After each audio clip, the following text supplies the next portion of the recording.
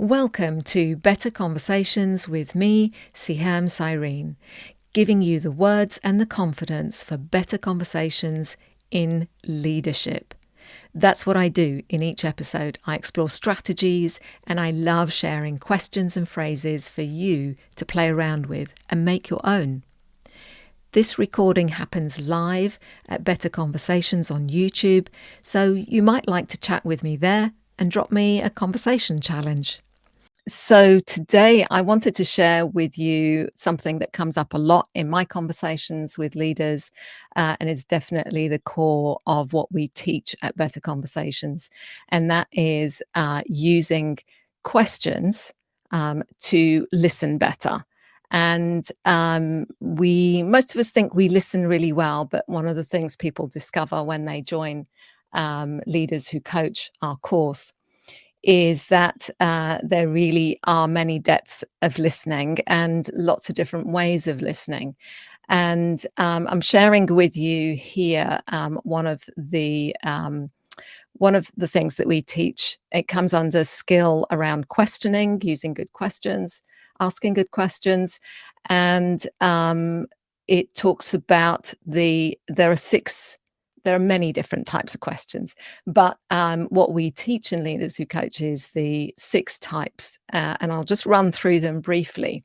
And the reason I'm bringing this up at this point, rather than talking about the listening skills, is that very often in conversations we are wanting to contribute, or something that somebody says triggers an idea or a thought, and we're really keen to share it with them.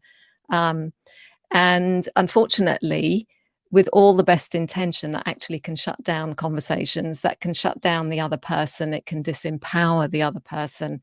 It can just make them feel like, well, I don't know why I'm talking, if you're just going to talk over me or hijack the conversation. So it's really important that we recognize that, and that we find a way to calm those inner thoughts. And one way that we can do that is by asking questions.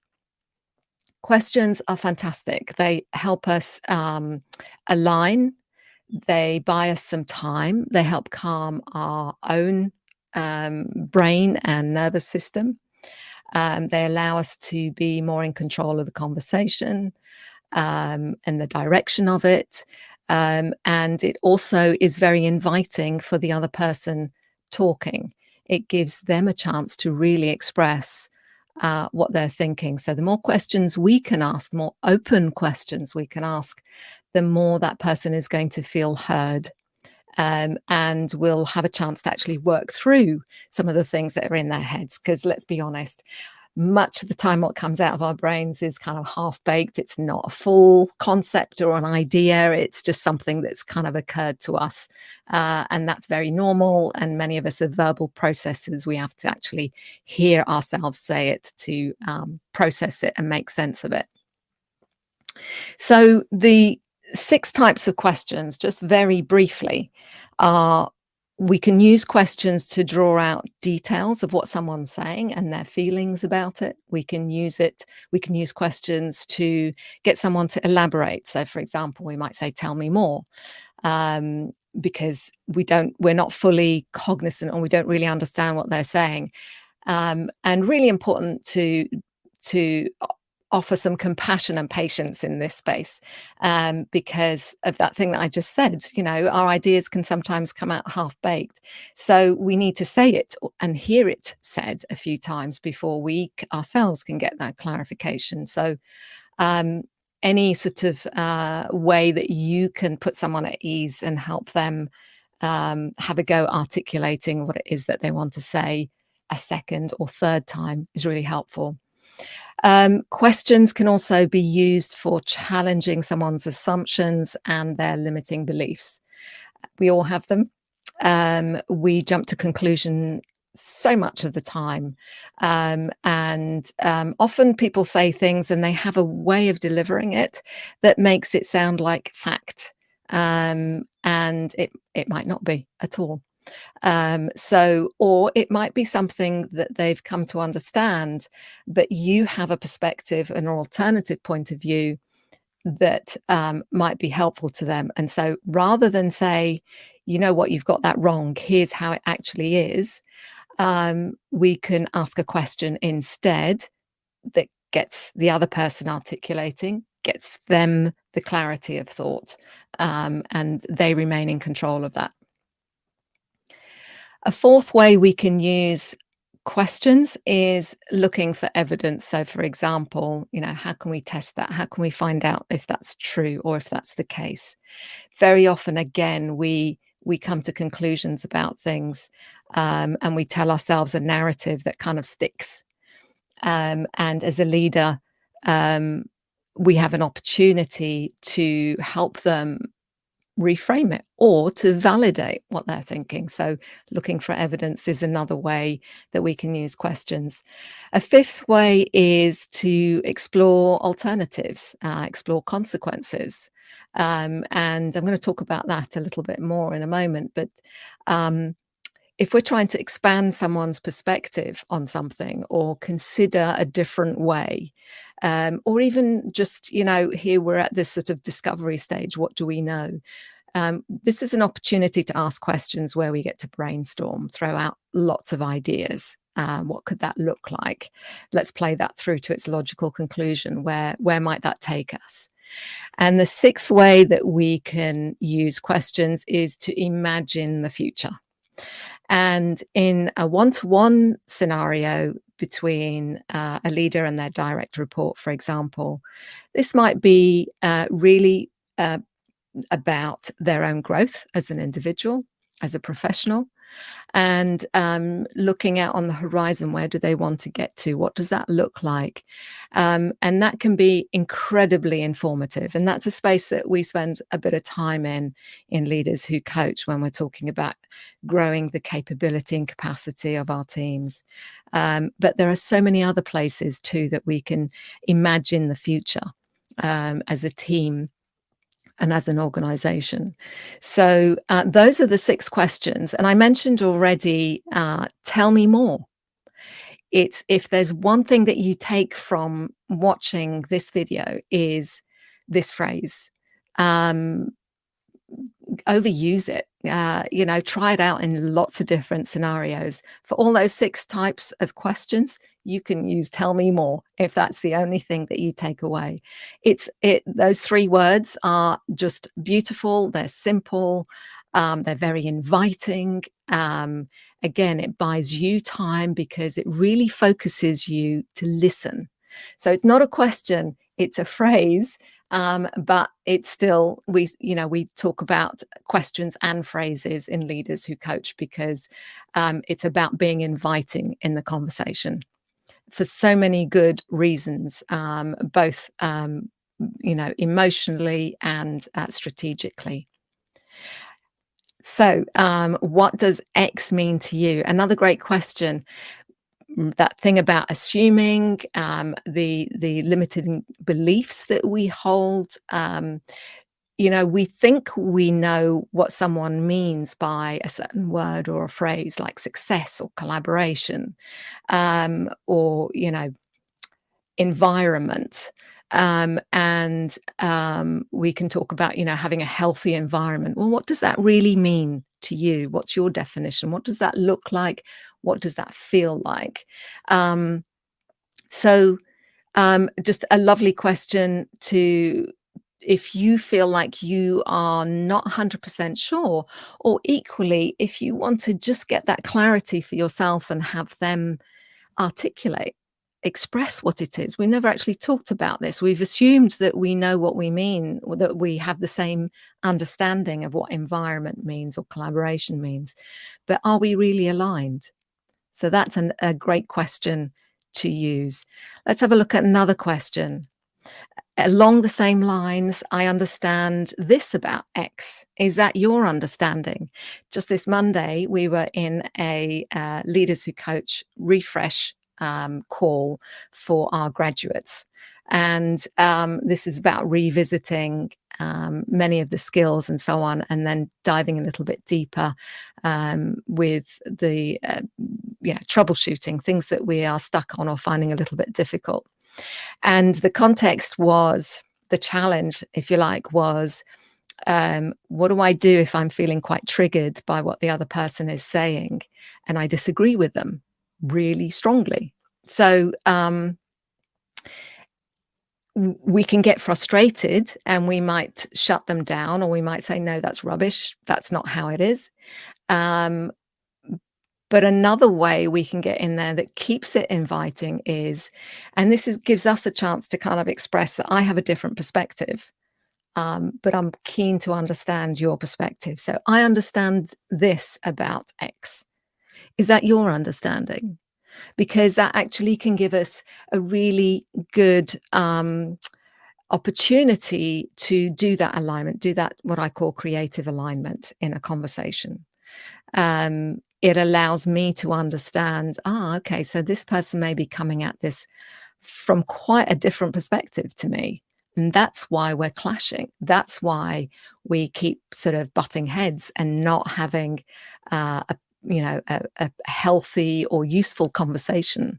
So a great one to use in lots of different scenarios, whether you just want to understand more or you're feeling a bit triggered by what the other person is saying. Another question that we could look at is, what's brought you to this conclusion?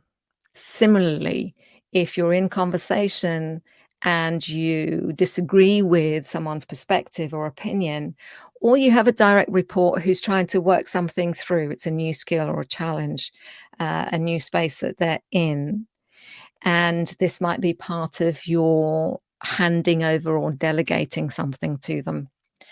And they come to you with, this is what I've decided to do, these are my ideas, and so on.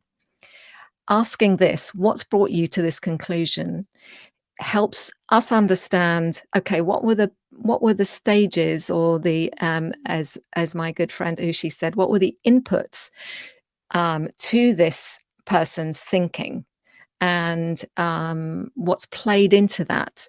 How have they come to this point? Because that helps me identify maybe some areas that I need to offer some more guidance, some more information, point them in a different direction, make suggestions. So a really helpful one. And also, if you disagree, a great one to use, what's brought you to this conclusion? All right, another one. What might the consequences of that be? Seemingly simple. We like simple questions, but really healthy, this one, because certainly in my experience, I've seen people on our own, we can think maybe to what happens next and possibly the step after that. Where we struggle is to imagine or see what happens at step 3, 4, 5, or even the logical conclusion. So this is a great thing, great question to ask that challenges some assumptions, imagines the future, helps us identify other areas where we actually maybe need to go back to the drawing board and explore more or ask more questions. So what might the consequences of that be? Allows that person to talk through, okay, well, I could go down that process, but then it actually, in talking it through with you, what they start to get a sense of is who might be impacted by the thing that I thought I was going to do, and opens up another conversation about, okay, well, what does that conversation with that audience or stakeholder look like? So really, really helpful one there. And finally, it's important to notice, and when we are doing that really deep listening, it's really important to notice the change in someone's body language. And there's lots of different ways that you can call that out or notice it, and you can do it in a very gentle way that is non-judgmental. And this is a really nice one to just say, I can see this topic is unsettling. And we might notice that by someone's change of energy. They might talk faster, they might talk more slowly, they might go quiet. There might be an adjustment in their body language. There might be more of a defensive stance or posturing that you see come up as they're talking about it, and other things that may express to you or indicate to you that this person's quite uncomfortable. So we can notice that. I can see this topic is unsettling. What's coming up for you? And allow that space for someone to actually express and validate. Yeah, I feel quite emotional about this, or I feel triggered by this, um, or I'm feeling quite confused, or I'm feeling angry and annoyed at what's happened here, or I'm feeling disrespected by the way so and so handled that conversation. Um, and we must be willing to make that space of exploring our feelings and perceptions without judgment and compassionately. We're not there to make a call on these things, because you know what? The moment we judge, that person is going to shut down and not share anymore with us. And why should they? So, just a few tasters there of some of the questions. Hopefully, you get to try out some of these over the coming this week, next week, whenever you're watching this. Um, and I would love for you to tell me, what do you like? Which of these questions do you find value in? And if you try any of them out, how did that go? We're all about experimenting at Better Conversations. That's how we grow our confidence and our capability in conversations. If we don't make those mistakes, we are none the wiser. We don't actually get to find out what is that phrase or question that actually serves me really well as a leader. So if you're interested to learn more about the skills of leaders who coach, do check out our course. It's CPD certified. Last year, we had an amazing, down to our amazing tutor team, um, the leaders who went on the course, cohort after cohort, rated it 5 stars, gave it a 10 out of 10 net promoter score. It hits all the top things that McKinsey tells you that need to be in any kind of leadership development program. And on that scale alone, we outperform other leadership development courses that you might have considered. So I say that very proudly for what we have at Better Conversations. If you're interested to learn more about it, head on over to leaderswhocoach.today, or you can navigate there as well through our betterconversations.co website. We have cohorts running throughout the year, public ones, and we also run ones for companies to have internal cohorts. So do check that out. And if you haven't accessed it already, we have an infographic. It's a feedback conversations infographic. You can download it. There are loads more questions and phrases, and it talks you through the stages of different conversations. We've got creative alignment, and we've also got the contracting phase of a conversation. It's designed for you to use for feedback, use in feedback conversations, but you know what? You can use them. They apply, those questions and those phrases are relevant to all our conversations. So do check that out, download it, and you also get a couple of video tutorials from me as well, where I dive a little bit deeper about some of the elements. It's packed with information, and I really recommend folks to have it on your phone, and you can do a quick 5-minute prep before any really important conversation you want to get your head clear and think about what it is that you want to say, and how you're going to navigate through it, because often that's the reason why we don't have important conversations, is because when I start it, what happens next, right? That can feel quite scary. What should I do if they say this or they say that? How do I respond to that? I'm not sure. Oh, I'm not going to have the conversation. So I really encourage you to have a look at it, use it to help you have those really important conversations. Don't put them off. They're super important. If they are concerning you, keeping you awake at night, or you're thinking about it a lot, or you're talking about it a lot, maybe boring your family and friends about the issue that you're facing, you definitely need this infographic. So go ahead and download it and make good use of it. Tell me what you think. Fantastic. Thanks for joining me. I will see you next week. If you like what I share, please tell others by leaving us a lovely review or sharing this episode. And if what I talk about gets you excited about investing in your own leadership growth, our website, betterconversations.co, is a good place to start, with details on our courses, including our Leaders Who Coach course, our leadership programs, and our community. That's betterconversations.co.